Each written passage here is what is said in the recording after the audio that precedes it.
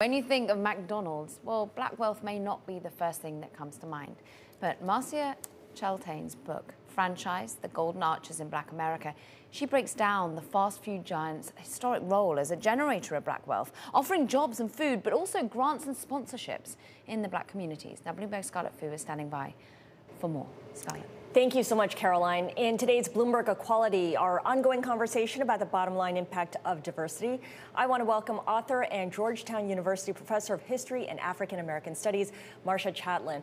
Professor Chaltane, your book, which is wonderful, examines how McDonald's became an important part of black American history.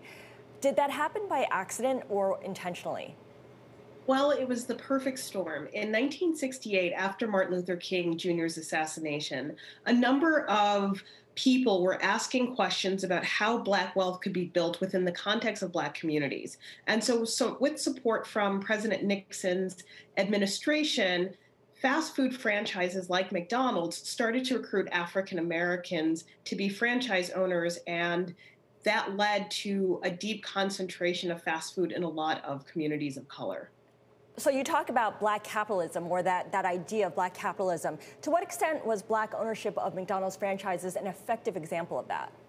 Well, it's definitely a mixed bag. On one hand, the cultivation of black franchise owners allowed for much needed jobs and resources to come into African American communities that were essentially left behind by federal programs. The downside is that the critical mass of jobs that were created were low-wage jobs that didn't allow for a lot of mobility.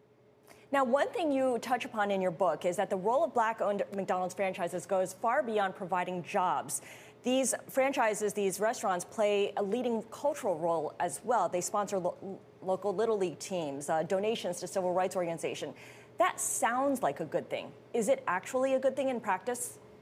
Well, philanthropy is always positive if we think about the ability for people with wealth and power to help others. But at the end of the day, without a robust social safety net, with good jobs, Social Security, healthcare for all, these acts of generosity aren't sustainable in order to help communities achieve the things that they need.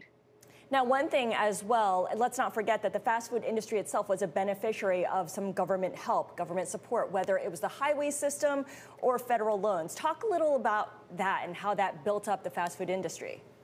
Absolutely. So one of the ways that the fast food industry was able to expand throughout the 60s and 70s were government programs through the Small Business Administration. And during the Nixon era, the Office of Minority Business Enterprise really prioritized putting African Americans at the head of franchises. In addition to these mechanisms, we know that many of the structures that fast food depends on, highways, commercial building regulations, all of these things are subsidized by taxpayers.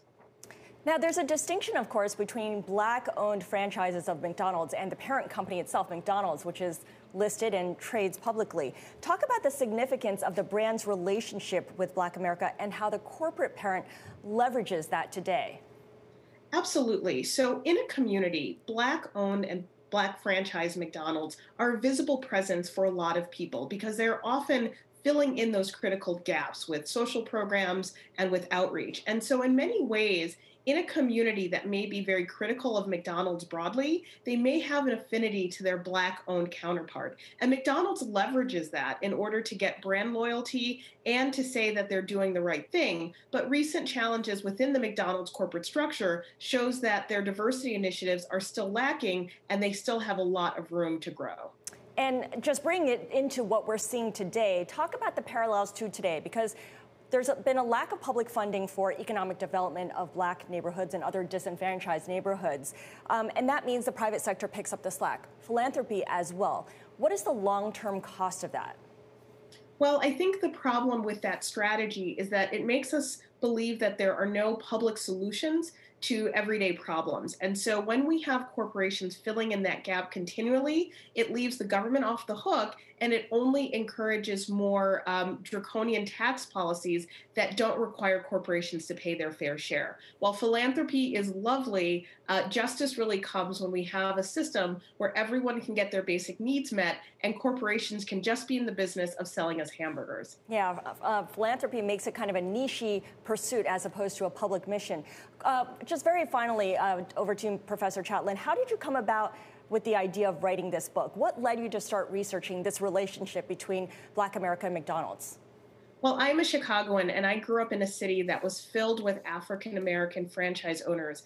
And I always knew that there was something special about their presence in communities. Even one of the first opportunities I had to learn African American history came through a franchisee sponsored activity. But one of the things that I really wanted to think about is beyond the rhetoric about diet and nutrition and food deserts, there is this very entrenched relationship that has been subsidized by the federal government, endorsed by civil rights organizations, that was worthy of examination.